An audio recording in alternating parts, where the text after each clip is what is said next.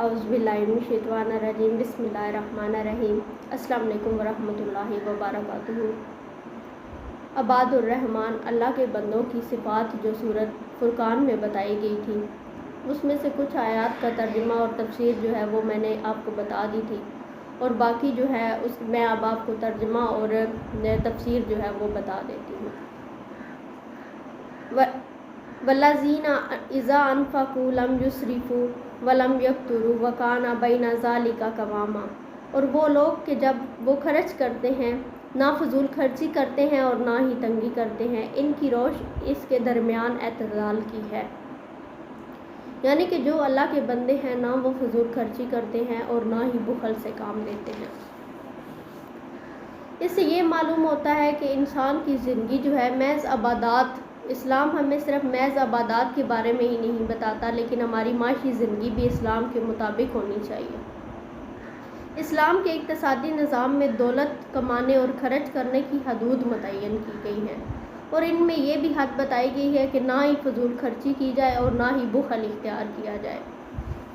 اسلام میں یہ دونوں امور جو ہے وہ ممنوع ہے۔ اسراف عام طور پر عام ضروریات اور ان صدقات اور خیرات میں بھی منع کیا گیا ہے، اسراف کے بارے میں، جس کے بعد انسان خود محتاج ہو جائے اور لوگوں کے سامنے ہاتھ پھیلانا شروع کر دے۔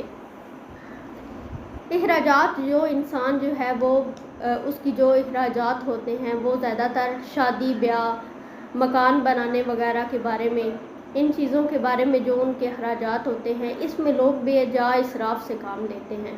مطلب شادی بیاہ، مکان بنانے وغیرہ کے معاملات میں وہ بے جا اسراف کرتے ہیں، تو اس سے اعتراض کرنا چاہیے۔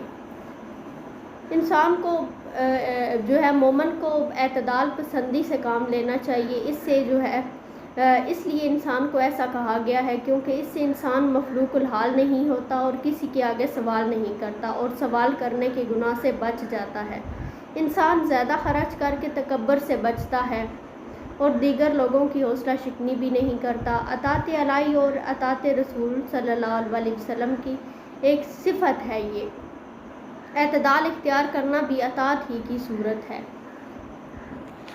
اور اس کے علاوہ آگے یعنی کہ انسان کو جو ہے وہ فضول خرچی بالکل بھی نہیں کرنی چاہیے، وہ ہمیشہ اعتدال سے کام لے اور درمیانی راہ اختیار کرے۔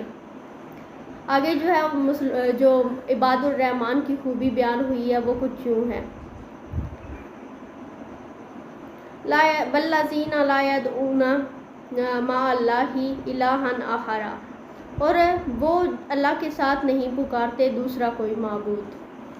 یعنی کہ جو عباد الرحمن کی خوبی بتائی گئی ہے وہ یہ ہے کہ وہ اللہ کے ساتھ کسی کو شریک نہیں ٹھہراتے، اللہ تعالیٰ کا معاون کسی کو نہیں بناتے۔ شرک کی جس صورت کا ذکر یہاں کیا گیا ہے کہ وہ ضرورت اور حاجات کے وقت اللہ تعالیٰ کے علاوہ کسی اور کو معاون حقیقی سمجھتے ہیں، اور نہ ہی ان سے مدد حاصل کرتے ہیں اور نہ ہی ان کے سامنے ہاتھ پھیلاتے ہیں۔ قرآن مجید میں کئی مقامات پر غیر اللہ سے مدد مانگنے سے منع فرمایا گیا ہے، لیکن اس کا یہ بھی مطلب نہیں کہ انسان دوسرے زندہ انسان سے معاونت بھی نہیں لے سکتا۔ یہ دنیا عالم اسباب ہے، خود اللہ تعالیٰ نے نیکی کے امور میں تعاون کرنے کا حکم دیا ہے، اور اسی طرح رسول اللہ صلی اللہ علیہ وآلہ وسلم کی سیرت مبارکہ اور صحابہ کرام کے عمل سے یہی رہنمائی ملتی ہے۔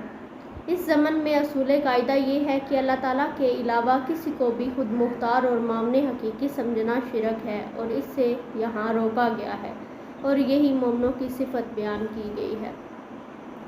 اس لیے انسان کو جو ہے وہ اللہ کی ذات میں کسی کو شریک نہیں ٹھہرانا چاہیے۔ اللہ تعالیٰ نے شرک کو تو بالکل معاف ہی نہیں کیا۔ اللہ تعالیٰ نے قرآن پاک میں بھی بتایا ہے کہ شرک کرنے والوں کو اللہ تعالیٰ کبھی بھی معاف نہیں کرے گا۔ اس لیے اللہ تعالیٰ کی ذات میں کسی کو بھی شریک نہیں ٹھہرانا چاہیے، اور صرف اللہ تعالیٰ کی عبادت کرنی چاہیے، اور اسی سے مدد حاصل کرنی چاہیے، اس پہ بھروسہ رکھنا چاہیے۔ کوئی بھی کام ہے وہ اس کے بھروسے کرنا چاہیے۔